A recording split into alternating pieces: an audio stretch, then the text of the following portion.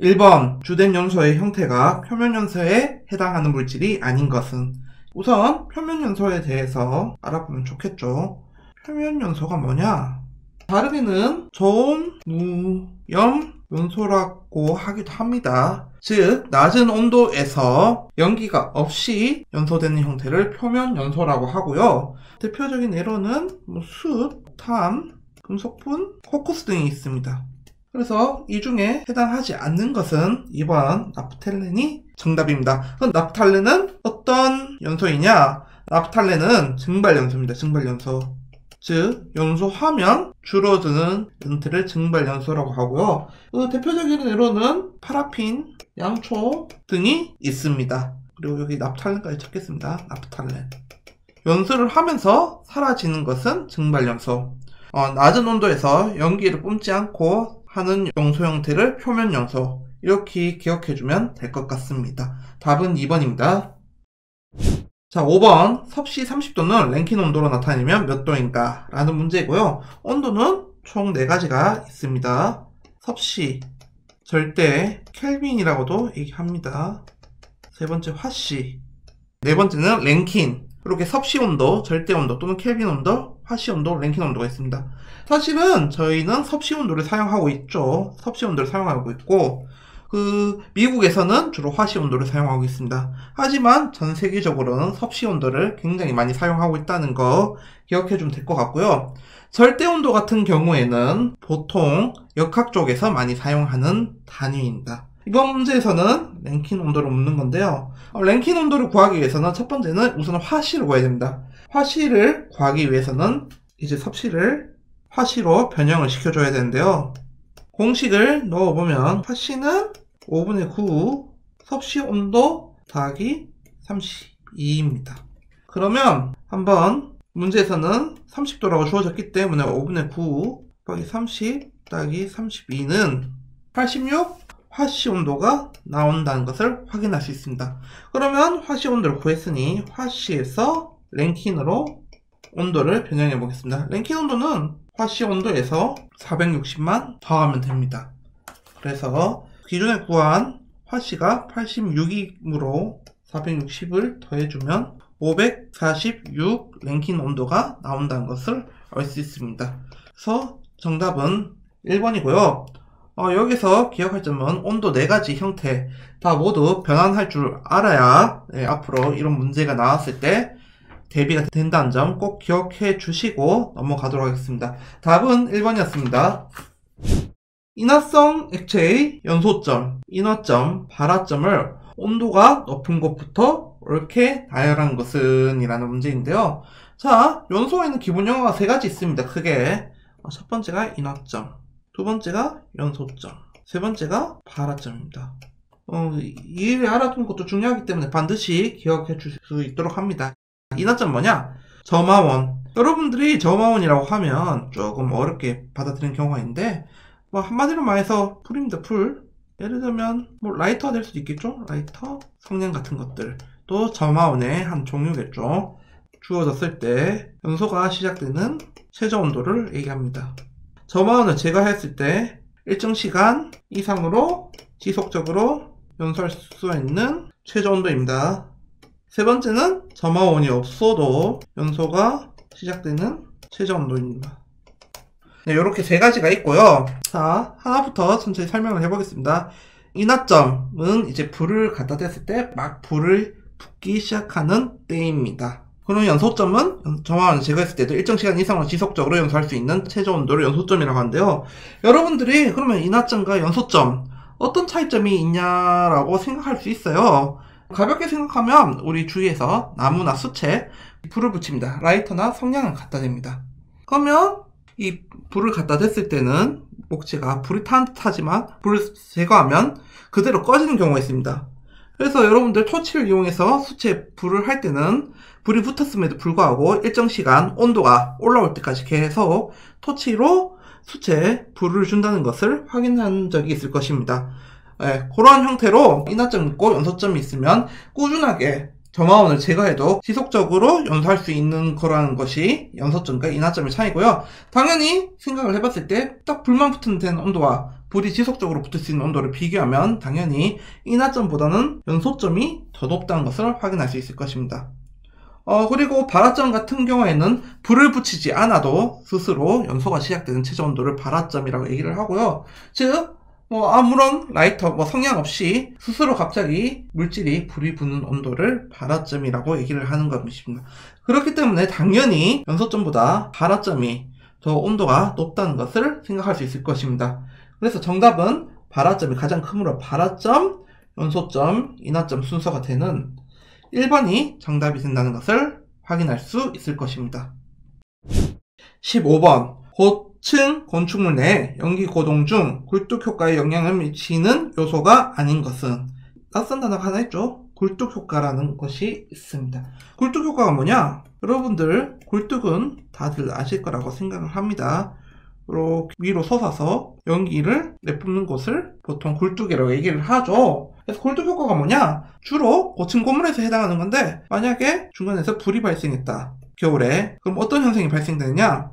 차가운 온도는 상대적으로 무겁기 때문에 밑으로 내려갑니다. 겨울에 밑으로 내려가면서 위로 밀어내기 시작합니다. 밑으로 들어와서 위로 밀어내고요. 이러한 밀어내는 힘으로 인해서 가벼운 뜨거운 공기는 훨씬 더 빠른 속도로 올라가는 현상이 발생을 합니다. 그러면서 혹시 고층 건물의 중간에서 불이 발생했을 때 연기가 순식간에 건물을 가득 채우는 그런 효과를 굴뚝 효과라고 얘기를 하고요. 정의를 말씀을 드리자면 건물 내 외부의 온도차가 큰 겨울철에는 상대적으로 무거운 건물 외부에 찬 공기가 하부로 유입된다. 그러면 상대적으로 가벼운 내부에 따뜻한 공기는 위로 상승한다. 이때 따뜻한 공기가 위로 상승하는 것을 굴뚝 효과라고 합니다. 요거는 정의이고요. 설명이 이해가 됐다면 그쪽으로 기억해 주셔도 될 것 같습니다. 그래서 굴뚝 효과에 영향을 미치는 요소는 크게 총 3가지가 있습니다. 첫 번째는 건물 내외의 온도차. 차가운 공기가 밑으로 내려가면서 굴뚝 효과가 발생한다고 했습니다. 그러므로 건물 내외의 온도차가 크면 클수록 굴뚝 효과가 더욱더 도드라질 수 있다는 것을 알 수 있을 것입니다. 두 번째는 화재실의 온도입니다. 이것도 같은 맥락이겠죠? 화재실의 온도가 높으면 상대적으로 굴뚝 효과가 급격하게 발생을 할 것이고, 낮으면 상대적으로 느린 속도로 연기가 퍼질 것이라는 것을 알 수 있을 것입니다. 세 번째는 건물의 높이입니다. 상대적으로 건물이 낮으면 아무리 차가운 공기가 밀어내도 사실 올라갈 수 있는 높이가 좁다 보니까 굴뚝 효과가 도드라지지 않는데, 건물의 높이가 만약에 엄청 높다고 하면 낮은 층에서 밀어내는 차가운 공기가 굉장히 강력한 효과로 굴뚝 효과가 발생할 수 있다는 것을 알 수 있을 것입니다. 그래서 요 3개에 해당하지 않는 것은 층의 면적입니다. 사실 굴뚝 효과 의미와 요 3가지 요소 정도는 여러분들이 기억해 두면 소방원을 푸는데 큰 도움이 될 것이라고 선생님은 생각을 합니다. 정답은 4번이고 다음 문제로 넘어가겠습니다. 16번입니다. 제3종 분말 소화 약제에 대한 설명으로 틀린 것은? 제3종 분말 약제, 보기에 따라 한번 알아보도록 하겠습니다. 1번, A, B, C급 화재에 모두 적응한다. 그렇죠. 분말 소화 약제 중에 A급, B, C급은 다 해당이 되고 A급만 적용되는 것은 제3종 분말 소화 약제라고 얘기를 했습니다. 자, 2번, 주 성분은 탄산수소 칼륨과 요소이다. 정답은 2번이죠. 탄산수소 칼륨과 요소는 제4종 분말 소화 약제의 성분입니다. 그럼 제3종은 뭐냐? 제1 인산암모늄이라고 하고요. 줄여서 인산염이라고도 얘기를 하기도 합니다. 원소 기호는 NH4H2PO4라는 형태로 이루어져 있습니다. 요 제3종 분말 소화약제 성분과 그 제4종 분말 소화약제 이 문제를 통해서 기억해 주시면 좋을 것 같습니다.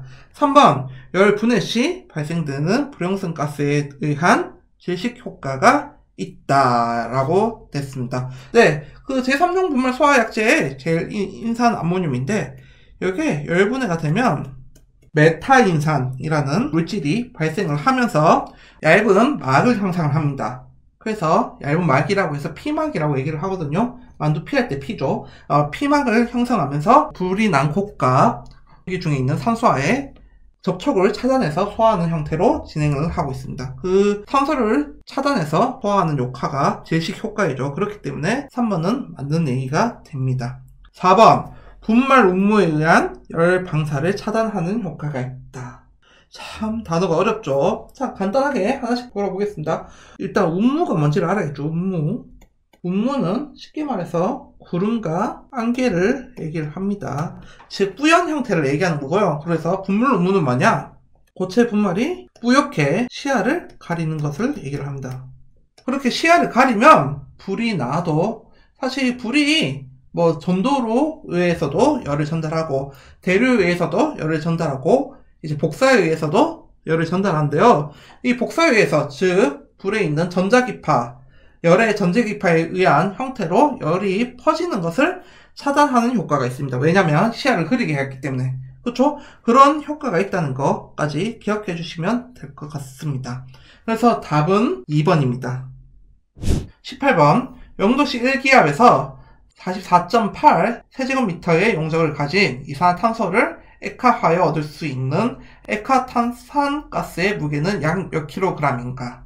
자, 가스에 다양한 조건들이 주어졌고 그리고 기체의 성질 무게 또는 값을 요구할 때는 제일 먼저 이상기체 상태 방정식을 떠올릴 필요가 있습니다. 그래서 이상기체 상태 방정식을 조금 정리를 해보자면 PV는 nRT는 n분의 WRT인데요. 자, 여기서 P는 압력, V는 부피, N은 몰수, R은 기체 상수. 상수라는 얘기는 특정한 값을 가지고 있다는 것이죠. T는 온도. 그래서 몰수를 다시 M분의 W로 나타낼 수 있는데 M은 분자량, W는 그 기체의 질량을 얘기를 합니다. 그러면 저희가 이제 구할 수 있는 걸 한번 확인을 해봅시다. 일단 기체 상수도 간단하게 설명할게요. 기체 상수는 모든 특정한 값을 얘기를 하는 건데요. 자, 보통 1기압이 주어졌을 때는 0.08이라는 값을 많이 사용을 합니다. 단위도 기억해 주시면 좋을 것 같고요. ATM이 기압이죠. 그리고 파스칼로 주었을 경우에는 보통 8.314라는 값을 사용을 합니다. 이것도 마찬가지로 단위를 기억해 줘야지 여러분들이 나중에 문제를 풀 때 단위 환산이 가능합니다. 네, 그렇게 기체 상수 주어져 있고 용도로 온도 주어져 있고 기압, 압력 주어져 있고 부피가 주어져 있는데 지금 무엇이 안 주어져 있냐? 분자량이 주어져 있지 않습니다. 그래서 우리가 분자량을 구해야 되는데 분자량을 구하기 위해서는 일단 이산화탄소의 그 분자 형태를 알아야겠죠. 이산화탄소는 CO2입니다. CO2. 그럼 무슨 말이냐? 탄소가 1개 그리고 산소가 2개라는 뜻인데요. 탄소의 원자량은 12죠. 그래서 12 곱하기 1 더하기 1개니까 산소는 원자량이 16입니다. 산소는 15. 그래서 16 곱하기 2라고 하면 44라는 값이 나오고요. 이게 곧 이산화탄소의 분자량이 됩니다. 원자량도 몇 개 쌤이 기억하면 좋을 거 몇 개 찍어줄게요. 수소 1, 탄소 12, 질소 14, 산소 16, 아르곤 40입니다. 이렇게 이 5개 정도 원자량은 기억을 하시면 아마 여러분들이 만약에 이산화탄소는 많이 쓰다 보니까 이제 분자량이 이어질 텐데 가끔 까먹을 때가 있잖아요. 그럴 때 본인이 직접 이렇게 선생님이 한 방법으로 구할 수 있기 때문에 요 5개의 원자량은 여러분들이 계속 기억할 필요가 있을 것입니다.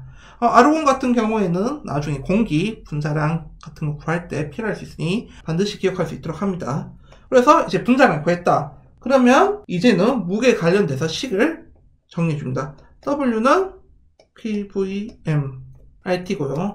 1기압이라고 했기 때문에 P는 1 그리고 44.8 세제곱미터라고 했기 때문에 V는 44.8 그리고 분자량에는 아까 구했던 44가 있기 때문에 44를 넣어줍니다. 아래는 0.082가 들어가고요. 자, 이상 상태 기체 방정식은 절대온도를 사용합니다. 절대온도.